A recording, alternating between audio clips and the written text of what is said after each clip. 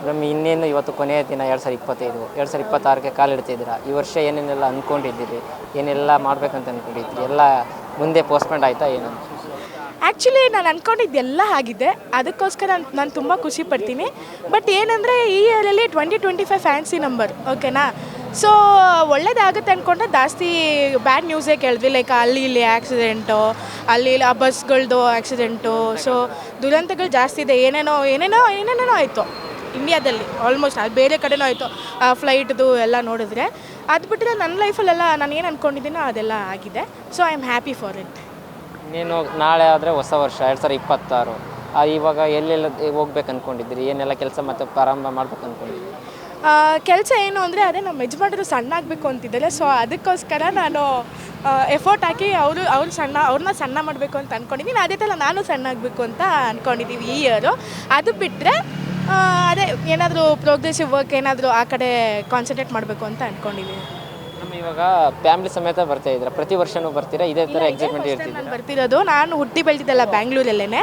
But almost 30 years ಆಯಿತು. 30 ಇಯರ್ಸಲ್ಲೇ ಇದೇ first time ಈ ಬ್ರಿಗೇಡ್ ರೋಡಿಗೆ ನ್ಯೂ ಇಯರ್ ಟೈಮಲ್ಲಿ ಬಂದಿರೋದು.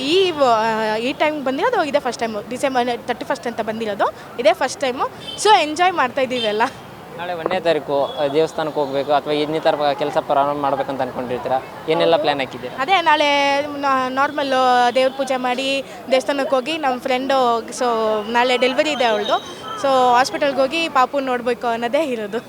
ನಮ್ಮದೇ ಮನೇಲಿ ಏನಾರು ಪಾರ್ಟಿ ಗಿಟಿ ಅಂದ್ಕೊಂಡು ಎಂಜಾಯ್ಮೆಂಟು ಇವರಿಗೆ ಎದ್ಬಿಟ್ಟು ಮಗನಿಗೂ ಇವ್ರಿಗೂ ಎದ್ಬಿಟ್ಟು ಹ್ಯಾಪಿ ನ್ಯೂ ಇಯರ್ ಅಂತ ವಿಶ್ ಮಾಡ್ತೀವಿ. ಕೇಕ್ ಕಟ್ಟಿಂಗ್ ಎಲ್ಲ ಏನೂ ಇಲ್ಲ, ಯಾಕಂದರೆ ಇನ್ನೇನು ಸಾಕು ತಿನ್ಕೊಂಡು ಚೆನ್ನಾಗಿರ್ತೀವಿ. ತಿರ್ಗಾ ಕೇಕ್ ಎಲ್ಲ ಏನೂ ಬೇಡ, ನಾರ್ಮಲಾಗಿ ವಿಶ್ ಮಾಡ್ಕೋತೀವಿ ಅಷ್ಟೇ, ಹ್ಯಾಪಿ ನ್ಯೂ ಇಯರ್ ಅಂತ. ಮೇಡಮ್ ನೀವೆಲ್ಲ ಏನು ಅಂದ್ಕೊಂಡಿದ್ದೀರಿ ಈ ವರ್ಷ? ಈ ವರ್ಷ 2025ಅಲ್ಲಿ ನಾವು ಏನೇನು ಸಾಧಿಸ್ಬೇಕೋ ಎಲ್ಲ ಸಾಧಿಸ್ಬಿಟ್ಟಿದ್ದೀವಿ.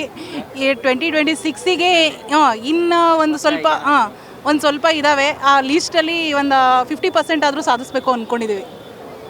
ಏನೇನು ಅಂದ್ಕೊಂಡಿದ್ದೀರಿ ಲಿಸ್ಟಲ್ಲಿ ಇರೋದು ಹೇಳೋದಾದರೆ ಜನರಿಗೆ? ಏನು ಸರ್? ಏನೆಲ್ಲ ಅಂದ್ಕೊಂಡಿದ್ದೀರಿ? ಅದೆಲ್ಲ ಹೇಳೋಕ್ಕಾಗಲ್ಲ ಬಿಡಿ ಸರ್. ಹೌದು. ಓಕೆ ಮೇಡಮ್, ಪಾರ್ಟಿ ಏನು ಮನೆಯಲ್ಲಿ ಫುಲ್ ಜ್ವರ ಒಂದು ಫ್ಯಾಮಿಲಿ ಜೊತೆ ಅಲ್ಲ ಸರ್? ನಾವೇನು ಅಂದರೆ ಯುಗಾದಿನೇ ಜಾಸ್ತಿ ಸೆಲೆಬ್ರೇಟ್ ಮಾಡೋದು. ನಾವು ಯುಗಾದಿನೇ ಹೊಸ ವರ್ಷ ಅಂದ್ಕೊಂಡಿರೋರು.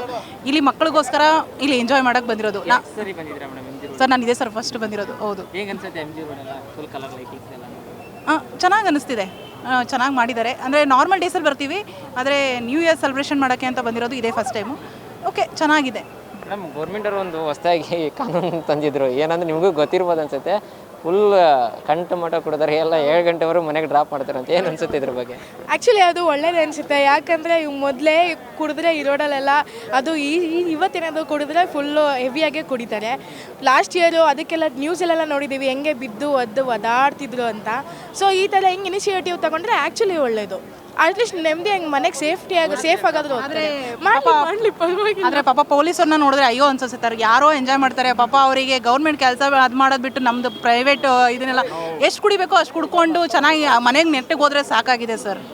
ಬಟ್ ಏನಂದರೆ ಈಗಿನ ಕಾಲದ ಹುಡುಗಿರು ಇಬ್ಬರೂ ಅಷ್ಟೇ ಕುಡಿಯೋದು ಫುಲ್ಲು ಜಾಸ್ತಿ ಕುಡಿತಾರೆ. ಅವ್ರು ಕೆಳಗೆ ಬೀಳೋದು ಎಲ್ಲ ನೋಡಿದ್ರೆ ಈ ಥರ ಇವತ್ತೇ ಕುಡಿಬೇಕಾ, ಮನೇಲಿ ಕುತ್ಕೊಂಡು ಕುಡಿದ್ರೆ ಅಲ್ಲಿ ಬಿದ್ದರೆ ಏನೂ ಆಗೋಲ್ಲ, ಅಕಸ್ಮಾತ್ ಇಲ್ಲಿ ಬಿದ್ದರೆ ಇಲ್ಲಿಂದ ಮನೆಗೆ ಹೋಗ್ತಾರೆ ಅವರು ಅನ್ನೋದು ಅವ್ರಿಗೂ ಇರಬೇಕಲ್ವಾ. ಸೊ ಅದು ಒಂಚೂರು ಇದು ಮಾಡಿಕೊಂಡು ಲಿಮಿಟಲ್ಲಿ ಕುಡ್ಕೊಂಡು ಮನೆಗೆ ಹೋಗ್ಬೇಕಿದ್ರೆ ಜಾಸ್ತಿ ಕುಡ್ಕೊಳ್ಳಿ, ಯಾರು ಬೇಡ ಅಂತಾರೆ. Happy new year.